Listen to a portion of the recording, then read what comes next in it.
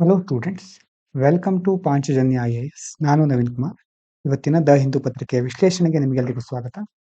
ಮೊದಲನೇ ವಿಷಯ, constitutional role of election commission. ಈಗ SIR ಸ್ಪೆಷಲ್ ಇಂಟೆನ್ಸಿವ್ ರಿವಿಷನ್ ಆಗ್ತಾ ಇರುವ ಸಂದರ್ಭದಲ್ಲಿ ಫಿಲ್ಮ್ಸ್ಗೆ ಈ ಒಂದು ಪಾಯಿಂಟ್ ಬಹಳ ಇಂಪಾರ್ಟೆಂಟ್ ಆಗಿರುತ್ತೆ. Election commission said that under article 324 of the Constitution, it has a duty to ensure only eligible Indian citizens are included in voter list and foreigners must be removed. This is part of conducting free and fair election. ಸಂವಿಧಾನದ 324ನೇ ವಿಧಿಯ ಅಡಿಯಲ್ಲಿ ಅರ್ಹ ಭಾರತೀಯ ನಾಗರಿಕರು ಮಾತ್ರ ಮತದಾರರ ಪಟ್ಟಿಯಲ್ಲಿ ಇರಬೇಕು, ವಿದೇಶಿಯರನ್ನ ಕೈ ಬಿಡಬೇಕು. ಇದು ಮುಖ್ಯವಾಗಿ ಚುನಾವಣಾ ಆಯೋಗದ ಪರಮೋಚ್ಚ ಕರ್ತವ್ಯ. ಇದರಿಂದಾಗಿನೇ ಮುಂದೆ ಮುಕ್ತವಾಗಿ ನ್ಯಾಯಸಮ್ಮತವಾಗಿ ಚುನಾವಣೆಯನ್ನು ನಡೆಸಲಿಕ್ಕೆ ಸಾಧ್ಯ ಆಗುತ್ತೆ ಅಂತ ಚುನಾವಣಾ ಆಯೋಗ ಹೇಳ್ತಾ ಇದೆ. ಇನ್ನು ಎರಡು ತರಹದ ವಿಷಯ ಇದೆ ಇಲ್ಲಿ, SIR ಮತ್ತೆ NRC ಅಂತ. Both are different. Special intensive revision SIR, ಇನ್ನೊಂದು NRC. Election commission clarified that SIR is not a national register of citizens. NRC ಬೇರೆ, SIR ಬೇರೆ.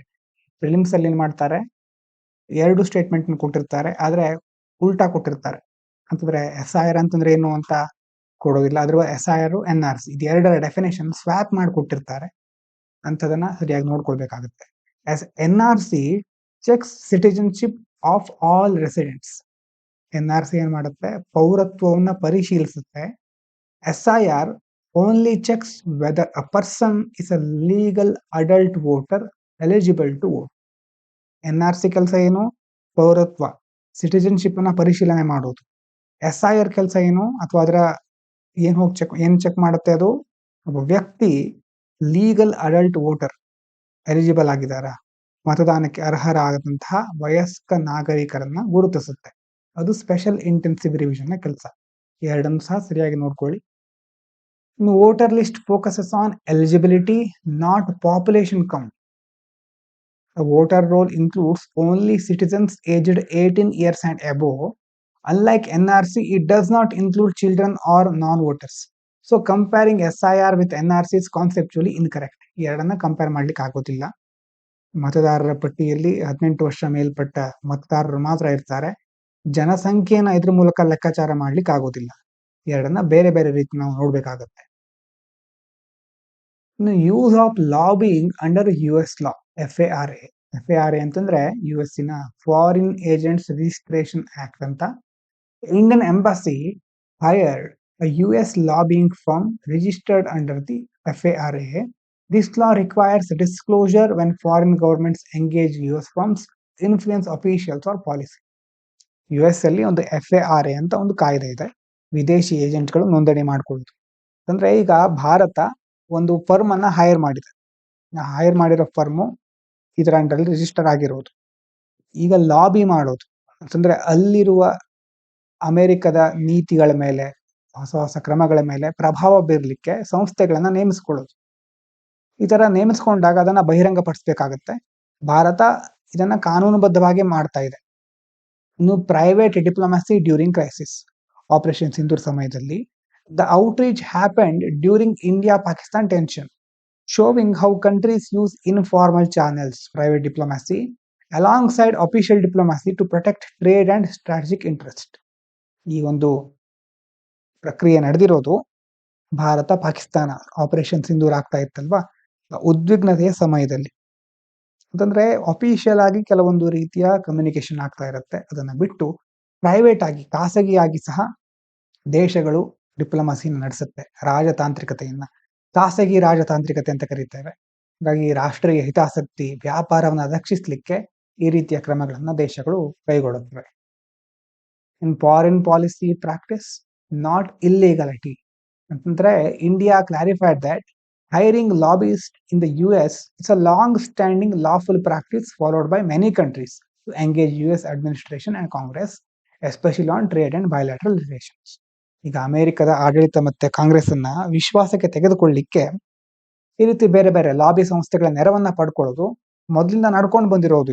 ಇದು ಕಾನೂನುಬದ್ಧವಾಗಿರೋದು, ರಾಜತಾಂತ್ರಿಕ ಕ್ರಮ ಅಂತ ಭಾರತ ಹೇಳ್ತಾ ಇದೆ. ಕ್ಲಾರಿಫೈ ಮಾಡಿದೆ. ಇನ್ನು Aditya L1 mission and L1 point. ಈ L1 ಅಂತಂದ್ರೆ ಏನು? ಲ್ಯಾಗ್ರೆಂಜಿಯನ್ ಪಾಯಿಂಟ್ ಅಂತ ಕರೀತಾರೆ. ಈ ಪಾಯಿಂಟ್ ಬಗ್ಗೆ ಮೊದಲೊಂದ್ಸಾರಿ ಹೇಳಿದ್ದೆ, ಅಲ್ಲಿ ಏನಾಗುತ್ತೆ ತಿಳ್ಕೊಂಡು ಕಮೆಂಟ್ ಮಾಡಿ. ಆದಿತ್ಯ L1 ಅಂತ ಲ್ಯಾಗ್ರೆಂಜ್ ಪಾಯಿಂಟ್ ಅಲ್ಲಿ ಮೊದಲನೇ ಪಾಯಿಂಟ್ ಅಲ್ಲಿ ಇರೋದು. Aditya L1 is India's first solar mission. Important ಇದು, ಫಸ್ಟ್ ಸೋಲಾರ್ ಮಿಷನ್ ನಮ್ಮ ಭಾರತದ್ದು. Placed at the sun earth Lagrange point 1 L1 ಅಲ್ಲಿ ಇದನ್ನ ಪ್ಲೇಸ್ ಮಾಡಿದ್ದಾರೆ. About 1.5 million kilometre from earth. ಭೂಮಿಯಿಂದ ಎಷ್ಟು ದೂರ? 15 ಲಕ್ಷ ಕಿಲೋಮೀಟರ್ ದೂರ. Which allows continuous and uninterrupted observation of the sun. ಯಾವುದೇ ಅಡೆತಡೆ ಇಲ್ಲದೆ ಸೌರ ವಿದ್ಯಮಾನಗಳನ್ನ ನಿರಂತರವಾಗಿ ವೀಕ್ಷಿಸಬಹುದು. ಇನ್ನು call for proposals, announcement of opportunity AO ಅಂತ ಹೇಳ್ತಿದ್ದಾರೆ. ಅಂತಂದ್ರೆ ISRO invited Indian scientist and institutions to submit research proposals, analyse Aditya L1 data, aiming to maximise scientific output and indigenous research capacity. ISRO ಈಗ ಇನ್ವೈಟ್ ಮಾಡ್ತಾ ಇದೆ. ಅಂತಂದ್ರೆ ಈಗ ನಮ್ಮ ದೇಶದಲ್ಲಿ ಸೈಂಟಿಸ್ಟ್ಗಳಿರ್ತಾರೆ, ಬೇರೆ ಬೇರೆ ಇನ್ಸ್ಟಿಟ್ಯೂಷನ್ಗಳಿರ್ತಾರೆ. ಹಾಗಾಗಿ ಅವರು ಬಂದು ರಿಸರ್ಚ್ ಮಾಡಲಿಕ್ಕೆ ಸಂಶೋಧನಾ ಪ್ರಸ್ತಾವನೆಗಳನ್ನ ಈಗ ಇಸ್ರೋ ಆಹ್ವಾನಿಸ್ತಾ ಇದೆ. ಹೀಗಾಗಿ ಇಂಡಿಜಿನಸ್ ಆಗಿ ದೇಶೀಯವಾಗಿ ಸಂಶೋಧನಾ ಸಾಮರ್ಥ್ಯ ವೃದ್ಧಿಗೆ ಇದು ಪೂರಕವಾಗಿರುತ್ತೆ. Importance for space science and policy, open data access and competitive research proposals support collaborative science, strengthen India solar physics research and align with goals of self reliance, Atmanirbhar Bharat in space technology. ಮುಕ್ತ ದತ್ತಾಂಶ ಲಭ್ಯತೆ, open data access ಅಂತ ಕರೀತೇವೆ. ಇದರಿಂದಾಗಿ competitive ಅಂತಂದ್ರೆ ಈ ಒಂದು ಸಂದರ್ಭದಲ್ಲಿ research field ಅಲ್ಲಿ ಹೆಚ್ಚು ಸ್ಪರ್ಧಾತ್ಮಕತೆ ಇರಬಹುದು, ಸಹಕಾರ ಇರಬಹುದು. ಕೊಲಾಬರೇಟಿವ್ ಸೈನ್ಸ್ ಮತ್ತೆ ನಮ್ಮ ದೇಶದ ಸೋಲಾರ್ ಫಿಸಿಕ್ಸ್ ರಿಸರ್ಚ್ಗೆ ಸಂಬಂಧಪಟ್ಟ ಹಾಗೆ ಇದು ಬಹಳ ಒಳ್ಳೆ ರೀತಿಯಲ್ಲಿ ಹೆಲ್ಪ್ ಮಾಡಬಹುದು ಅಂತ ಹೇಳ್ತಾ ಇದ್ದಾರೆ.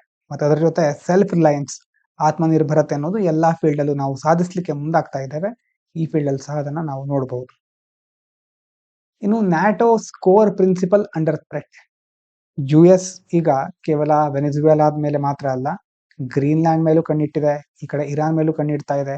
ಇವತ್ತಿನ ಪ್ರಜಾವಾಣಿ ಆರ್ಟಿಕಲ್ ಅಲ್ಲಿ ತುಂಬಾ ಚೆನ್ನಾಗಿ ಅದನ್ನ ಕೊಟ್ಟಿದ್ರು. ನಾನು UPSC ಮೈಂಡ್ ಗೇಮ್ ಚಾನಲ್ ಅಲ್ಲಿ ಡೈಲಿ ಎಡಿಟೋರಿಯಲ್ ಗಳನ್ನ ಹಾಕ್ತಾ ಇರ್ತೇನೆ, ನೀವೆಲ್ಲ ಸಹ ನೋಡಬಹುದು. ಎಡಿಟೋರಿಯಲ್ ನ ಓದೋ ಒಂದು ಹವ್ಯಾಸ ಇದ್ರೆ, ಅವಶ್ಯಕತೆ ಇದ್ರೆ ಜಾಯಿನ್ ಆಗಬಹುದು UPSC mind game Telegram channel ಅನ್ನ. ಹಾಗಾಗಿ ಇವತ್ತಿನ ಪ್ರಜಾವಾಣಿ ಎಡಿಟೋರಿಯಲ್ ನೋಡಿದ್ರೆ US ಯಾವ ತರ ಟ್ರೈ ಮಾಡ್ತಾ ಇದೆ, ಎಲ್ಲೆಲ್ಲಿ ಟ್ರೈ ಮಾಡ್ತಾ ಇದೆ ಅನ್ನೋದೆಲ್ಲ ನಾವು ನೋಡಬಹುದು.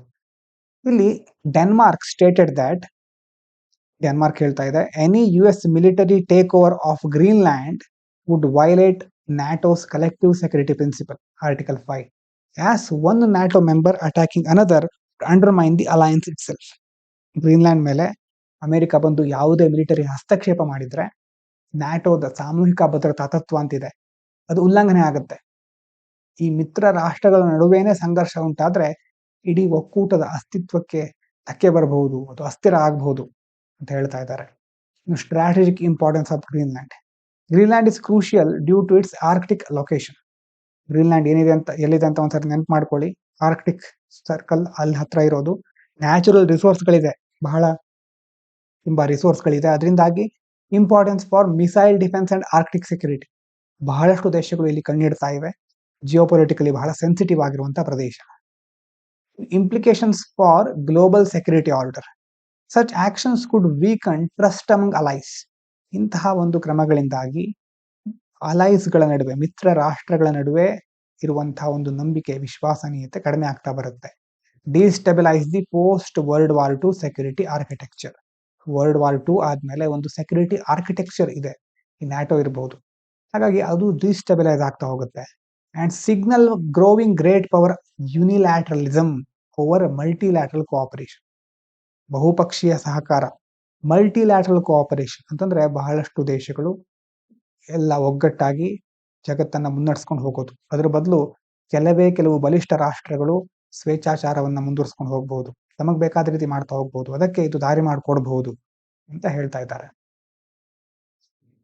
ಸೈನ್ಸಿಗೆ ರಿಲೇಟೆಡ್ ಆಗಿರುವಂತಹ ಒಂದು ವಿಷಯ, ವಾಟ್ ಆರ್ ಬಯೋಮಟೀರಿಯಲ್ಸ್?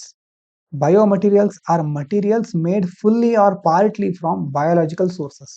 ಈ ಬಯೋ ಅನ್ನುವಂತಹ ಶಬ್ದದಿಂದ ಸ್ಟಾರ್ಟ್ ಆಗುವ ಅಥವಾ ಇದರಿಂದ ಸ್ಟಾರ್ಟ್ ಆಗುವಂತ ಯಾವುದೇ ಒಂದು ಟರ್ಮ್ ಇರಬಹುದು, ಬಹಳ ಇಂಪಾರ್ಟೆಂಟ್, ಅದು ಫಿಲಿಮ್ಸ್ಗೆ ಗೊತ್ತಿರಬೇಕಾಗತ್ತೆ. ಬಯೋಮಟೀರಿಯಲ್ಸ್ ಅಂತಂದ್ರೆ made fully or partly from biological sources. ಉದಾಹರಣೆಗೆ ಪ್ಲಾಂಟ್ಸು, ಮೈಕ್ರೋಬ್ಸ್, ಅಗ್ರಿಕಲ್ಚರ್ ವೇಸ್ಟು ಇದೆಲ್ಲದರಿಂದ ತಯಾರಾಗಿರೋದು. They can replace fossil based materials like plastics, chemicals and textile. Plastic ಪಳೆಯುಳಿಕೆ ಆಧಾರಿತ ಅದಿದೆಯಲ್ವಾ, ಈಗ ನಾವು ಬೇರೆ ಬೇರೆ ಪ್ಲಾಸ್ಟಿಕ್ ಅನ್ನ ಯೂಸ್ ಮಾಡ್ತೇವೆ. ಆ ರಾಸಾಯನಿಕಗಳಿಗೆ ಪರ್ಯಾಯವಾಗಿ ಬಯೋ ಮಟೀರಿಯಲ್ಗಳನ್ನ ಯೂಸ್ ಮಾಡಬಹುದು. So why biomaterial matter for India? Indigenous biomaterials can reduce India's dependence on imported fossil fuels. Indigenous ಆಗಿ ನಮ್ಮ ದೇಶೀಯವಾಗಿ ನಾವು ಬಯೋಮಟೀರಿಯಲ್ನ ತಯಾರು ಮಾಡಿದ್ರೆ ನಾವು ಇಂಪೋರ್ಟ್ ಮಾಡ್ಕೊಳ್ಳೋದು, ಫಾಸಿಲ್ ಫ್ಯೂಯಲ್ಗಳನ್ನ ಇಂಪೋರ್ಟ್ ಮಾಡ್ಕೊಳ್ಳೋದು, ಅದರ ಮೇಲೆ ಡಿಪೆಂಡ್ ಆಗೋದು ಕಡಿಮೆ ಆಗುತ್ತೆ. Support climate goals and provide additional income to farmers by using crop residues and biomass. ಈಗ ಕ್ರಾಪ್ ರೆಸಿಡ್ಯೂ ಇರಬಹುದು, ಬಯೋಮಾಸ್ ಇರಬಹುದು, ಅದನ್ನ ಯೂಸ್ ಮಾಡ್ತಾರೆ. ಹಾಗಾಗಿ ಅಡಿಷನಲ್ ಇನ್ಕಮ್, ಫಾರ್ಮರ್ಗಳಿಗೆ ಅಡಿಷನಲ್ ಇನ್ಕಮ್ ಸಿಗುತ್ತೆ. ಕ್ಲೈಮೇಟ್ ಗೋಲ್ಗಳಿದೆ ನಮ್ದು, ನೆಟ್ ಝೀರೋ ಇರಬಹುದು, ಹಲವಾರು ಗೋಲ್ಗಳನ್ನ ಇಟ್ಕೊಂಡಿದ್ದೇವೆ. ಸಸ್ಟೈನಬಲ್ ಡೆವಲಪ್ಮೆಂಟ್ ಗೋಲ್ಗಳಿದೆ, ಎಲ್ಲದಕ್ಕೂ ಹೆಲ್ಪ್ ಮಾಡುತ್ತೆ. ಮತ್ತೆ India's current status and challenges ನೋಡೋದಾದ್ರೆ, India's biomaterial sector is emerging but small, facing challenges like scaling production, infrastructure gaps and policy coordination. Strong policy support and R&D are needed to compete globally. ಭಾರತ ಇನ್ನೂ ಶೈಶವಾವಸ್ಥೆ, ಇನ್ನೂ ಸಣ್ಣ ಹಂತದಲ್ಲೇ ಇದೆ, emerge ಆಗ್ತಾ ಇದೆ, ಆದ್ರೆ ಬಹಳ ಚಿಕ್ಕದಾಗಿದೆ ಈ ಒಂದು ಸೆಕ್ಟರ್. ಸ್ಕೇಲ್ ಮಾಡೋದು ಅಂತಂದ್ರೆ ವಿಸ್ತರಿಸೋದು ಬಹಳ ಇನ್ನು ಮುಂದುವರಿಬೇಕಿದೆ. ಆ ಒಂದು ಕ್ರಮಕ್ಕೆ ಸಂಬಂಧಪಟ್ಟ ಹಾಗೆ ಇನ್ಫ್ರಾಸ್ಟ್ರಕ್ಚರ್ ಗ್ಯಾಪ್ಗಳಿದೆ, ಮೂಲಸೌಕರ್ಯ ಬೇಕಾದಷ್ಟು ಇಲ್ಲ. ಪಾಲಿಸಿ ಕೋಆರ್ಡಿನೇಷನ್ ಅಲ್ವಾ, ಸಹಕಾರ ಇರಬೇಕು ಬೇರೆ ಬೇರೆ ಪಾಲಿಸಿಗಳ ನಡುವೆ, ಡಿಪಾರ್ಟ್ಮೆಂಟ್ ಮಿನಿಸ್ಟ್ರಿಗಳ ನಡುವೆ. ಇನ್ನು R&D ರಿಸರ್ಚ್ ಅಂಡ್ ಡೆವಲಪ್ಮೆಂಟ್, ಅದಕ್ಕೆ ಸಹ ಬೇಕಾದಷ್ಟು ಸಪೋರ್ಟ್ ಸಿಗ್ತಾ ಇಲ್ಲ. ಸಿಕ್ಕಿದ್ರೆ ಈ ಒಂದು ಕ್ಷೇತ್ರದಲ್ಲಿ ಭಾರತ ತುಂಬಾ ಉತ್ತಮ ರೀತಿಯಲ್ಲಿ ಬೆಳಿಬಹುದು ಅಂತ ಹೇಳಿ. ಒಂದು ಆರ್ಟಿಕಲ್ ಇದೆ, India's academic openness under strain ಅಂತ. ಒಂದು ವಿಷಯವನ್ನ ನೀವು ಗಮನಿಸಿದ್ರೆ, ಪ್ರತಿದಿನ ಹಿಂದೂ ನ್ಯೂಸ್ ಪೇಪರ್ ಓದ್ತಾ ಇದ್ರೆ ನಿಮ್ಗೆ ಗೊತ್ತಾಗಿರುತ್ತೆ, ಅಲ್ಲಿ ನೆಗೆಟಿವ್ ನ್ಯೂಸ್ಗಳು ಜಾಸ್ತಿ ಬಂದಿರುತ್ತೆ. ಅಂದ್ರೆ ಮಾಧ್ಯಮಗಳು ಇರೋದು ಅದಕ್ಕೆ ಕರೆಕ್ಟ್ ಆಗಿ ಅವರು ತಮ್ಮ ಕಾರ್ಯವನ್ನು ನಿರ್ವಹಿಸ್ತಾ ಇದ್ದಾರೆ. ಸರ್ಕಾರ ಮಾಡಿರೋದನ್ನೆಲ್ಲ ಒಪ್ಕೊಳ್ಳೋದಲ್ಲ, ಸರ್ಕಾರವನ್ನ ಟೀಕೆ ಮಾಡೋದು, ತಪ್ಪುಗಳನ್ನ ಎತ್ತಿ ತೋರಿಸೋದು, ಜನರಿಗೆ ಅದನ್ನ ತಿಳಿಸೋದು, ಇದು ಮಾಧ್ಯಮದ ಪಾತ್ರ. ಅದನ್ನ ಮಾಡ್ತಾ ಇವೆ ಹಲವಾರು ಪತ್ರಿಕೆಗಳು, ಹಿಂದೂ ಸಹ ಅದನ್ನೇ ಮಾಡ್ತಾ ಇದೆ. ನಂತರ ಕ್ರಿಟಿಕಲ್ ಅನಾಲಿಸಿಸ್, ತುಂಬಾ ಕ್ರಿಟಿಕಲ್ ಜಾಸ್ತಿ ಆಗ್ಬಿಡುತ್ತೆ, ಅನಾಲಿಸಿಸ್ ಕಡಿಮೆ ಆಗುತ್ತೆ ಎಷ್ಟೋ ಸಾರಿ. ಹಾಗಾಗಿ ನಾವು UPSCಗೆ ಸಂಬಂಧಪಟ್ಟ ಹಾಗೆ ಕೇವಲ ನೆಗೆಟಿವ್ ಪಾಯಿಂಟ್ಸ್ ಅನ್ನ ಮಾತ್ರ ತಿಳ್ಕೊಂಡಿದ್ರೆ ಸಾಕಾಗೋದಿಲ್ಲ, ಎರಡೂ ಸೈಡ್ ನ ನೋಡ್ತಾ ಹೋಗ್ಬೇಕಾಗತ್ತೆ. ಇವತ್ತಿನ ಆರ್ಟಿಕಲ್ ಅಲ್ಲಿ ಅವರು ಕೊಟ್ಟಿರೋ ಪಾಯಿಂಟ್ ಜೊತೆ ನಾವು ಸ್ವಲ್ಪ ಬೇರೆ ಪಾಯಿಂಟ್ ಅನ್ನ ಆಡ್ ಮಾಡಿ ನೋಡೋಣ. ಇಶ್ಯೂ ಏನಂತಂದ್ರೆ, ಫಾರಿನ್ ಸ್ಕಾಲರ್ ಇದ್ರು, ಫ್ರಾನ್ಸೆಕಾ ಅಂತಂದ್ರೆ ಇವ್ರ ಹೆಸರು ಹೇಗೆ ಪ್ರೊನೌನ್ಸ್ ಮಾಡ್ತಾರೆ ಗೊತ್ತಿಲ್ಲ, ಫ್ರಾನ್ಸೆಸ್ಕಾ ಅಂತ ಹೇಳಿರ್ಬಹುದು. Francesca Orsini was not allowed to enter India even though she had a visa. ಒಬ್ಬ ಫಾರಿನರ್ ಇದ್ದಾರೆ, ಫಾರಿನ್ ಸ್ಕಾಲರ್ ಇದ್ದಾರೆ, ಅವರು ವೀಸಾ ಹೊಂದಿದ್ರು ಸಹ ಭಾರತಕ್ಕೆ ಬರಲಿಕ್ಕೆ ಬಿಡ್ಲಿಲ್ಲ ಅವರನ್ನ.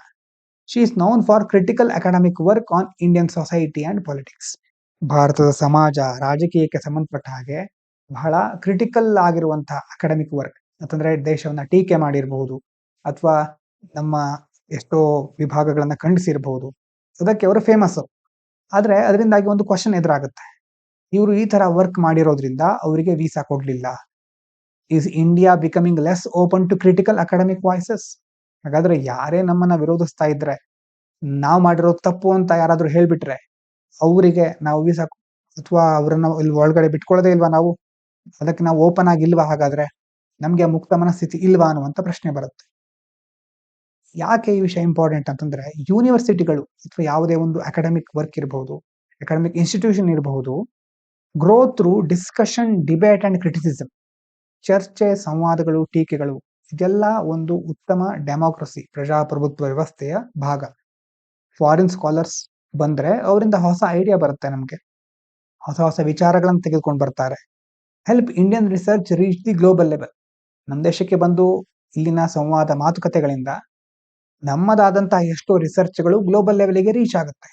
So in the democracy, criticism is normal, not dangerous ಅಲ್ವಾ? ಟೀಕೆ ಇರಬಹುದು, ಕ್ರಿಟಿಸಿಸಮ್ ಇರಬಹುದು, ಅದು ನಾರ್ಮಲ್, ಡೇಂಜರಸ್ ಅಲ್ಲ. ಆದ್ರೆ ಈ ಒಂದು ಆರ್ಟಿಕಲ್ ಬರೆದವ್ರು ಹೇಳೋದು ಅಂತಂದ್ರೆ, authors fears that foreign scholars may stop coming to India. ಈಗ ಇವರಿಗೆ ನಾವು ಬರ್ಲಿಕ್ಕೆ ಅಲೋ ಮಾಡಲ್ದೇ ಇರೋದ್ರಿಂದ ಇನ್ನು ಮುಂದೆ ಸಹ ಫಾರಿನ್ ಸ್ಕಾಲರ್ಗಳು ಭಾರತಕ್ಕೆ ಬರಲಿಕ್ಕೆ ಹಿಂಜರಿಬಹುದು. Indian academics may avoid sensitive topics ಅಲ್ವಾ. ನಮ್ಮ ದೇಶದಲ್ಲೂ ಇರುವಂತಹ ಯೂನಿವರ್ಸಿಟಿಗಳು ಕೆಲವೊಂದು ಸೂಕ್ಷ್ಮ ವಿಚಾರಗಳನ್ನ ಮಾತಾಡ್ಲಿಕ್ಕೆ ಹಿಂಜರಿಬಹುದು, ಮುಂದ್ ಬರದೇ ಇರಬಹುದು. Universities may become afraid to debate ಅಲ್ವಾ. ಯೂನಿವರ್ಸಿಟಿಗಳಲ್ಲಿ ಡಿಬೇಟ್ಗಳಾಗಬೇಕು, ಆದ್ರೆ ಅದಕ್ಕೆ ಪ್ರೋತ್ಸಾಹ ಇಲ್ಲ ಅಥವಾ ಅದ್ರ ಬಗ್ಗೆ ಬೇರೆ ಬೇರೆ ಶಿಕ್ಷೆಗಳಿದೆ ಅಂತಂದ್ರೆ ಯೂನಿವರ್ಸಿಟಿಗಳು ಇಂಥ ಚರ್ಚೆಗಳನ್ನ ಮಾಡಲಿಕ್ಕೆ ಮುಂದಾಗೋದಿಲ್ಲ. Over time academic quality may decline. ಸಮಯ ಕಳೆದ ಹಾಗೆ ಈ ಅಕಾಡೆಮಿಕ್ ಕ್ವಾಲಿಟಿ ಡಿಕ್ಲೈನ್ ಆಗ್ತಾ ಹೋಗುತ್ತೆ. ಅದರಿಂದಾಗಿ ಡೆಮಾಕ್ರಸಿ ಮತ್ತೆ ನಾಲೆಜ್ ಎರಡೂ ವ್ಯವಸ್ಥೆಗೆ, ಪ್ರಜಾಪ್ರಭುತ್ವ ವ್ಯವಸ್ಥೆ ಮತ್ತೆ ಶಿಕ್ಷಣ ವ್ಯವಸ್ಥೆ ಇರಬಹುದು, ಎರಡಕ್ಕೂ ತುಂಬಾ ದೊಡ್ಡ ಮಟ್ಟದಲ್ಲಿ ಹಾನಿ ಆಗುತ್ತೆ ಅಂತ ಇಲ್ಲಿ ಆಥರ್ ಆರ್ಟಿಕಲ್ ಅಲ್ಲಿ ಹೇಳ್ತಾ ಇದ್ದಾರೆ. ಇದರ ಎರಡು ಸೈಡ್ ನೋಡ್ಬೇಕು ನಾವು ಒಂದು ವೇಳೆ ಆನ್ಸರ್ ರೈಟಿಂಗ್ ನಲ್ಲಿ. Arguments for academic openness. Academic openness ಇರಲೇಬೇಕು ಅಂತಂದ್ರೆ criticism helps improve policies and society. ನಮ್ಮ ತಪ್ಪನ್ನ ತಿದ್ದು ಹೇಳೋರಿಗೆ ನಾವು ಗೌರವ ಕೊಟ್ಟು ಅವರ ಮಾತನ್ನ ಕೇಳಿದಾಗ ಮಾತ್ರ ನಾವು ಬೆಳಿಲಿಕ್ಕೆ ಸಾಧ್ಯ. ಹಾಗಾಗಿ ಅದೇ ರೀತಿ ಕ್ರಿಟಿಸಿಸಮ್ ಅನ್ನೋದು ಬಹಳ ಇಂಪಾರ್ಟೆಂಟ್. ಪಾಲಿಸಿ ಇರಬಹುದು, ಸೊಸೈಟಿಯನ್ನ ಇಂಪ್ರೂವ್ ಮಾಡಲಿಕ್ಕೆ ಹೆಲ್ಪ್ ಮಾಡುತ್ತೆ. India's image improves when it allows free debate ಅಲ್ವಾ. ಫ್ರೀ ಡಿಬೇಟ್ ಅನ್ನ ಅಲೋ ಮಾಡಿದ್ರೆ ನಮ್ಮ ದೇಶದ ಇಮೇಜ್ ಸಹ ಇಂಪ್ರೂವ್ ಆಗುತ್ತೆ ಜಾಗತಿಕ ಮಟ್ಟದಲ್ಲಿ. Global research today needs international cooperation. ಮತ್ತೆ ಜಾಗತಿಕ ಮಟ್ಟದಲ್ಲಿ ಒಂದು ರಿಸರ್ಚ್ ಮಾಡ್ತೇವೆ ಅಂತಂದ್ರೆ ಒಂದೇ ದೇಶ ಮಾಡ್ತೇನೆ ಅಂತ ಹೇಳಲಿಕ್ಕೆ ಆಗೋದಿಲ್ಲ. ಈಗ ಎವ್ರಿಥಿಂಗ್ ಇಸ್ ಕನೆಕ್ಟೆಡ್ ಅಲ್ವಾ, ಪ್ರತಿಯೊಂದು ಇನ್ನೊಂದಕ್ಕೆ ಕನೆಕ್ಟ್ ಆಗಿರುತ್ತೆ ಗ್ಲೋಬಲೈಸೇಷನ್ ಆದ್ಮೇಲೆ. ಹಾಗಾಗಿ ಎಲ್ಲಾ ದೇಶಗಳ ಸಹಕಾರ ಬೇಕು. ಓಪನ್ನೆಸ್ ಇದ್ರೆ ಕಾನ್ಫಿಡೆನ್ಸ್ ಮತ್ತೆ ನಮ್ಮ ಸ್ಟ್ರೆಂತ್ ಇದೆ, ವೀಕ್ನೆಸ್ ಅಲ್ಲ ಅಂತ ನಮ್ಗೆ ಅದು ಗೊತ್ತಾಗಬೇಕು. ಇನ್ನು ನೆಗೆಟಿವ್ ಸೈಡ್ ನೋಡೋದಾದ್ರೆ visa entry is not a right. ಇದನ್ನು ಸಹ ನಾವು ನೋಡ್ಬೇಕು. ವೀಸಾ ಎಂಟ್ರಿ ಅವರ ರೈಟ್ ಅಲ್ಲ, ಅದು ಸ್ಟೇಟ್ ಡಿಸಿಷನ್, ಸರ್ಕಾರ ಅಥವಾ ನಮ್ಮ ಗೌರ್ಮೆಂಟಿನ ಡಿಸಿಷನ್ ಅದು. ಪ್ರತಿಯೊಂದು ಕಂಟ್ರಿ ಸಹ ಸೆಕ್ಯೂರಿಟಿ, ವೀಸಾ ರೂಲ್ಸು, ಆ ವಿಸಿಟರ್ಗಳ ಇಂಟೆನ್ಷನ್ ಏನು ಅಂತ ಚೆಕ್ ಮಾಡುತ್ತೆ. ಹಾಗಾಗಿ ಕೆಲವೊಂದು ಸ್ಕಾಲರ್ಗಳು, some scholars may mix research with activism ಅಲ್ವಾ. ರಿಸರ್ಚ್ ಅಂತ ಬಂದ್ಕೊಂಡು ಇಲ್ಲಿ ಅವರದ್ದೇ ಆದ ಕೆಲವೊಂದು ಪ್ರೊಪಗೆಂಡಗಳನ್ನ ಸ್ಪ್ರೆಡ್ ಮಾಡಬಹುದು. ಹಾಗಾಗಿ article assumes the denial was ideological. ಅವರನ್ನ ಡಿನೈ ಮಾಡಿರೋದು ಐಡಿಯಾಲಜಿಕಲ್ ಅಂತ ಈ ಆರ್ಟಿಕಲ್ ಅಲ್ಲಿ ಹೇಳ್ತಾ ಇದ್ದಾರೆ, ಆದ್ರೆ ಅದು ಪ್ರೂವ್ ಆಗೋದಿಲ್ಲ. This is not proven. ಹಾಗಾಗಿ ಏನು ಕನ್ಕ್ಲೂಷನ್ ನಾವು ಯಾವ ತರ ಮಾಡೋದು ಅಂತಂದ್ರೆ, India should encourage academic debate, ಚರ್ಚೆಗಳಾಗಬೇಕು. At the same time state has the right to regulate visas. ಸ್ಟೇಟಿಗೆ ಸಹ ರೈಟ್ ಇದೆ ವೀಸಾ ರೆಗ್ಯುಲೇಟ್ ಮಾಡ್ಲಿಕ್ಕೆ. ಬೆಸ್ಟ್ ಸೊಲ್ಯೂಷನ್ ಏನು ಹಾಗಾದ್ರೆ? ಸರಿಯಾದ ರೂಲ್ಸ್ ಗಳಿರ್ಬೇಕು, ಅದ್ರ ಜೊತೆ ಟ್ರಾನ್ಸ್ಪರೆನ್ಸಿ ಇರಬೇಕು. ಯಾಕೆ ರೆಗ್ಯುಲೇಟ್ ಮಾಡ್ತಾ ಇದ್ದೀವಿ ಅನ್ನೋದನ್ನ ಸ್ಪಷ್ಟವಾಗಿ ತಿಳಿಸಬೇಕಾಗತ್ತೆ. So allow criticism but protect national interest. ಕ್ರಿಟಿಸಿಸಮ್ಸ್ಗೆ ಸಹ, ಟೀಕೆಗಳಿಗೆ ಸಹ ಅವಕಾಶ ಮಾಡಿಕೊಡ್ಬೇಕು, ಆದ್ರೆ ರಾಷ್ಟ್ರೀಯ ಹಿತಾಸಕ್ತಿನ ಸಹ ಕಾಪಾಡಬೇಕಾಗತ್ತೆ. A strong democracy allows academic criticism while regulating entry through transparent and fair procedures. ಒಂದು ಒಳ್ಳೆಯ ಸುಭದ್ರವಾದಂತಹ ಡೆಮಾಕ್ರಸಿ ಹೇಗಿರುತ್ತೆ, ಬಲಿಷ್ಠವಾದ ಡೆಮಾಕ್ರಸಿ ಯಾವ ರೀತಿ ನಡ್ಕೊಳ್ಳುತ್ತೆ ಅಂತಂದ್ರೆ ಅಲ್ಲಿ ಟೀಕೆಗಳಿಗೂ ಅವಕಾಶ ಮಾಡಿಕೊಡುತ್ತೆ. ಅದೇ ರೀತಿ ಹೊರಗಡೆಯಿಂದ ಬರೋವರಿಗೆ ರೆಗ್ಯುಲೇಟ್ ಮಾಡುತ್ತೆ ಅಂತಂದ್ರೆ ನಿಯಂತ್ರಕ ಕ್ರಮಗಳನ್ನ ಕೈಗೊಳ್ಳುತ್ತೆ. ಕ್ರಮಗಳನ್ನ ಕೈಗೊಳ್ಳಬೇಕಾದ್ರೂ ಸಹ ಪಾರದರ್ಶಕತೆ ಇರಬಹುದು, ನ್ಯಾಯಯುತವಾದಂತಹ ಪ್ರಕ್ರಿಯೆಗಳನ್ನ ಅದು ಪಾಲನೆ ಮಾಡುತ್ತೆ. ಈ ರೀತಿಯಾಗಿ ನಾವು ಅದನ್ನ ಎಂಡ್ ಮಾಡ್ಬೇಕಾಗತ್ತೆ. ಇವಿಷ್ಟು ಇವತ್ತಿನ ಮುಖ್ಯವಾದ ವಿಚಾರಗಳು. ಎಲ್ರಿಗೂ ಧನ್ಯವಾದಗಳು. ಇದು ಪಾಂಚಜನ್ಯ IAS.